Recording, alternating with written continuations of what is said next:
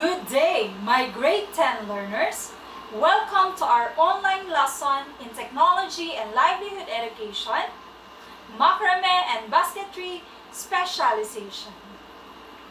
So class, I am Ma'am Melanie Alido, your TLE teacher for today's lesson.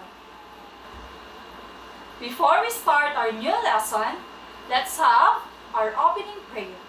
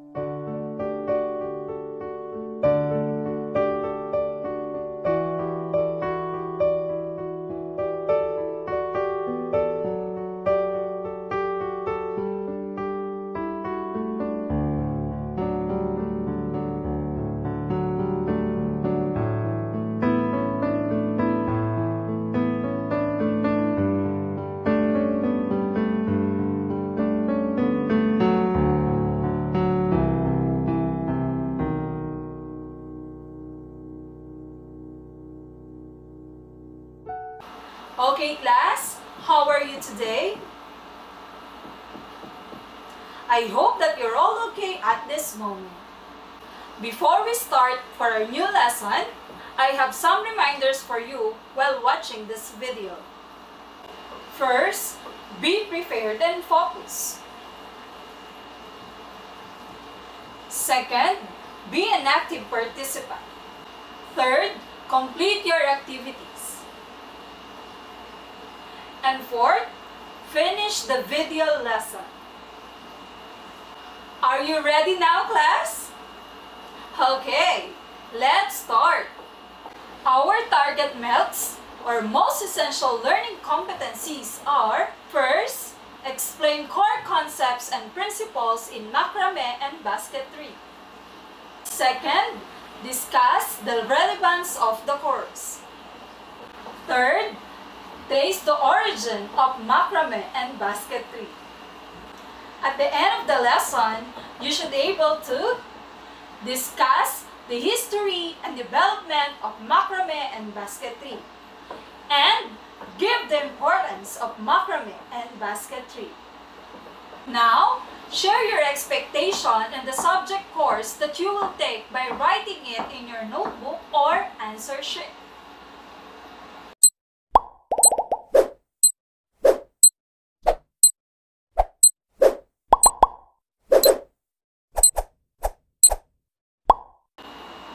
Let us first define macramé and basketry.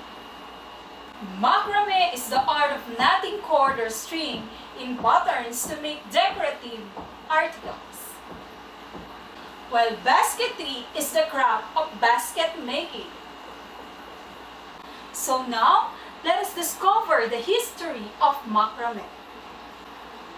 The origin of macramé is generally attributed to Arabic weavers during the 13th century, using decorative knots to finish the loose ends of hand-woven textiles. However, decorative knot tying can also be traced back to 3rd century in China on ceremonial textiles as well as wall hangings. In the early 14th and 15th centuries, this craft was practiced in France and Italy. The patterned knotted fabrics created out of macramé craft were used in churches for vestments and altar cloths in early days. This craft then became popular among the British during the 19th century. Legend says that North American sailors spent long hours aboard ships practicing macramé square knots and hitch knots. These sailors made of fringes for wheels and bell covers, netting and screens. Over the years, this art and craft fell to disuse. It was revived in the 60s with the hippie movement, which brought with it a recovery of interest in this Asian craft. Today, macramé craft has regained its huge popularity. The word macramé describes any elaborate fringe of knotted thread or cord, but the Arabic word of migrama, from which macrame is derived, originally meant strip, towel, or embroidered veil. The craft is supposed to have been brought from the Middle East to Spain by the Moors. It then spread through Europe and was introduced to England from Holland by Queen Mary, wife of William Orange, in the late 17th century. Macramé soon became a popular pastime in court circles. The craft of macramé is linked with the craft of weaving and is also linked with netting. As a craft requiring almost nothing except string, nimble fingers, and time, it became very popular with British sailors in the 18th and early 19th centuries. Sailing ships required men who were skilled in rope work, splicing, and plaiting. Sailors played a large role in keeping macramé alive and sharing the art with the new lands. Knots had many practical uses aboard their ships, but decorative knot tying kept hands and minds occupied during long voyages. Furthermore, they would sell and barter their knotted goods such as hammocks, belts, and hats at port. It is not surprising that they should have turned to finer work to while away their hours and make gifts for a wife or sweetheart who might then learn macramé for herself. Macramé could be used to decorate almost anything and could be found in every prosperous 19th century home. With the introduction of machine lace for cloths and a desire for a simpler furnishing styles, the art of macramé was almost forgotten. The last few years have seen a revival as another generation rediscover its fascination. Let's move on to the history of basketry. Basketry or basket making is one of the oldest crafts. Traces of baskets have been found in the Egyptian pyramids, and woven basket liners have left their impression inside the fragments of the ancient pottery. As soon as man and woman were able to plait fibers together, they began to experiment with structures for woven containers. Prehistoric humans used limbs, leaves, and vines woven together to carry their supplies. So how did the basket travel from one another? Explorers, of course. And this is how the various techniques of baskets also traveled to other parts of the world. As the explorers arrived in new lands, they traded goods. The goods were contained in baskets. Thus, as the recipient of the goods looked over the basket, he or she then applied the technique to the materials of their own land. This explains how many Asian techniques, like hexagonal weaves, are found in European baskets, and how European techniques were then carried over the Americas. This explains how many Asian techniques like hexagonal weaves are found in European baskets, and how European techniques were carried over to the Americas. Thus, the basic types of basket weaves pattern can be applied to grasses, trees, and natural fibers worldwide.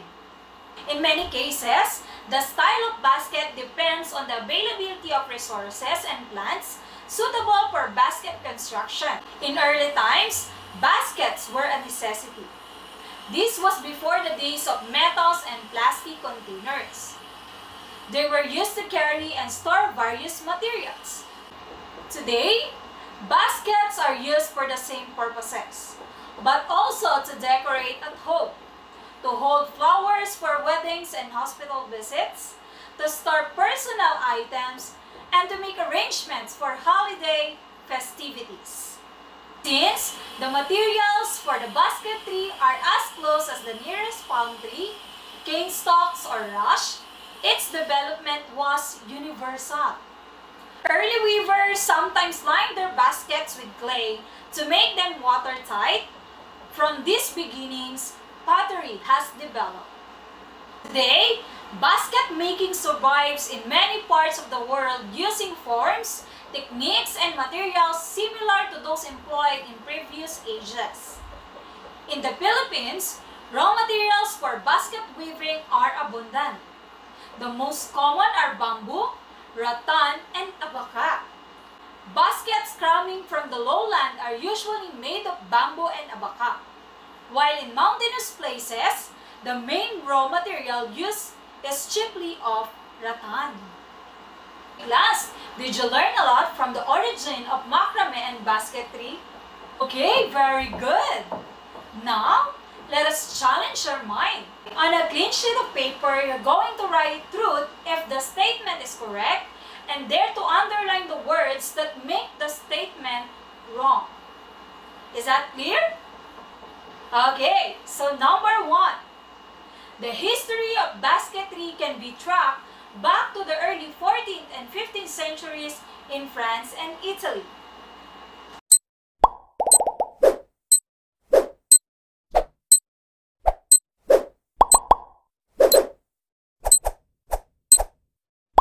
Number 2. The process involved in macrame is knotting while basketry is through crocheting.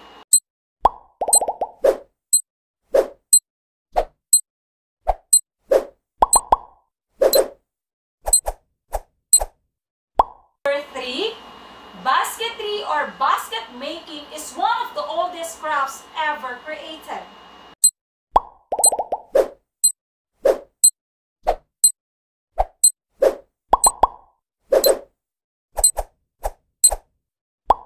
Number 4, cord is the only material used in any macrame projects.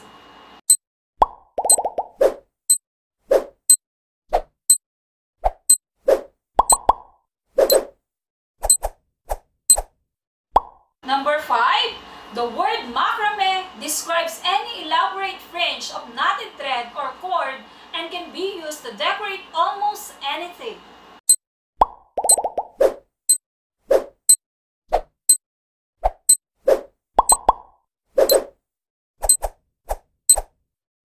Number 6, in early times, baskets were a necessity.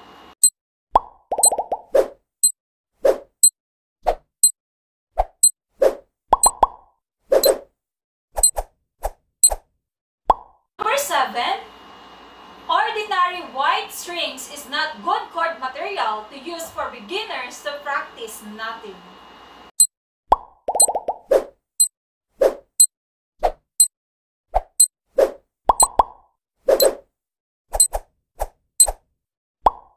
The local materials used for basketry include pandan, bamboo, rattan, buri, abaca, rice stalks or straw, and tikum.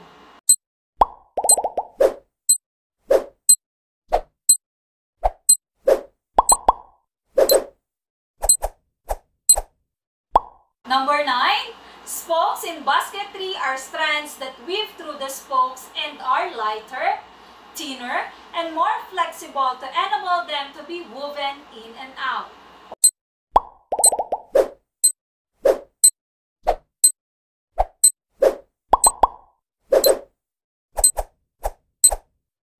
And weavers are strands that stand upright and from the side supports of the basket and are much stiffer than the weavers.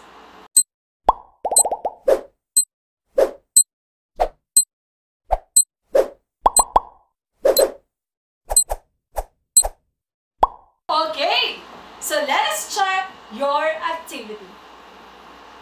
Okay, so number 1, what is the answer? Okay, very good. So the correct answer is truth. Number 2.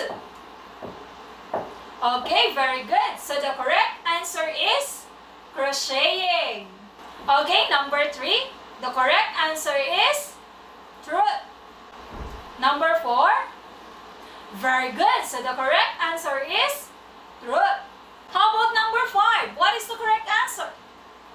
Okay, very good. So the correct answer is truth. Okay, number 6. Very good. So the correct answer is truth. How about number 7? Okay, so the correct answer is not. How about number 8? Very good. The correct answer is truth. How about number 9? Very good. So the correct answer is truth. And what is the correct answer in number 10? Very good. So the correct answer is truth. Okay, class. Who got the perfect score? Very good, class. I hope you learned a lot from our discussion. Now, let us help Mr. Lefty Crafty find his thing. Are you ready to help him? Okay, very good. Before we help Mr. Lefty Crafty, let us read first these guide questions. Number 1, what are the things did Mr. Lefty Crafty found inside the maze? 2, how can those products can be a great help in house decorations? Now, are you ready, class, to help Mr. Lefty Crafty? Okay, very good.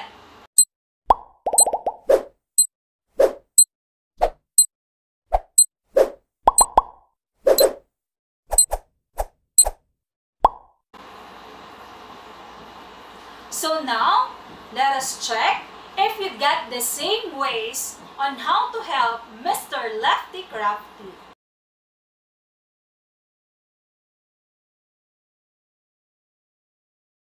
Okay, class, did you get the same ways to help Mr. Lefty Crafty?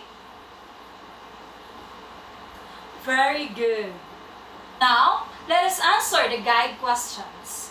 Number 1, the things that Mr. Lefty Crafty found inside the maze are baskets and a hanging pot with a macramé.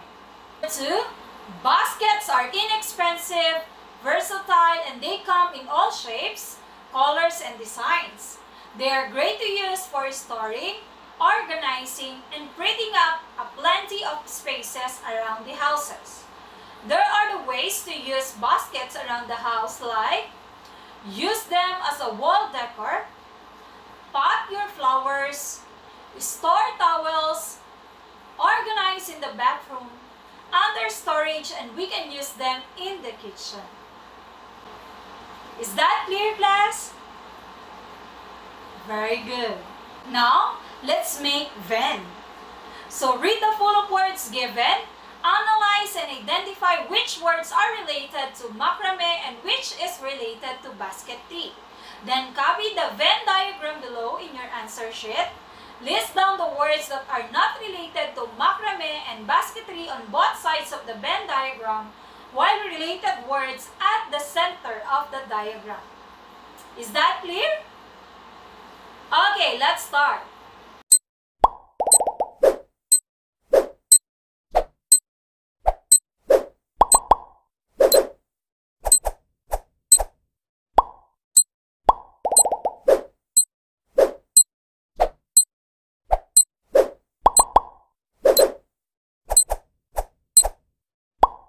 Okay, time's up. Let us check if your work are all correct.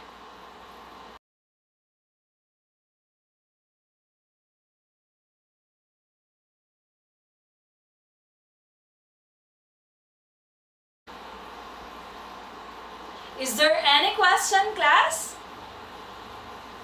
Okay, very good. So for your assignment, let's have your home invasion. You may never know, but there is something around your home that might be a macrame or a basketry product. So you're going to explore your home.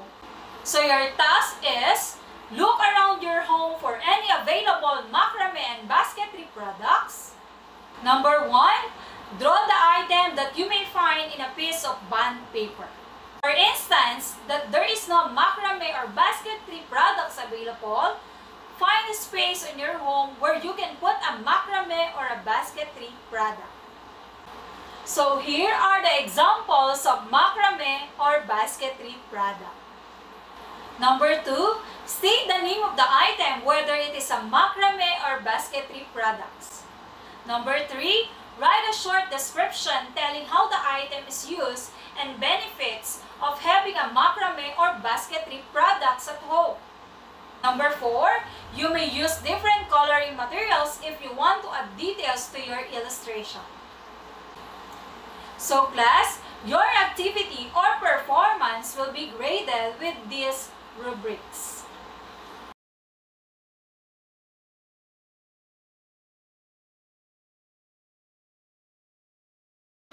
Is there any question? Okay, very good. So that's all for today. Goodbye class, stay home and keep safe.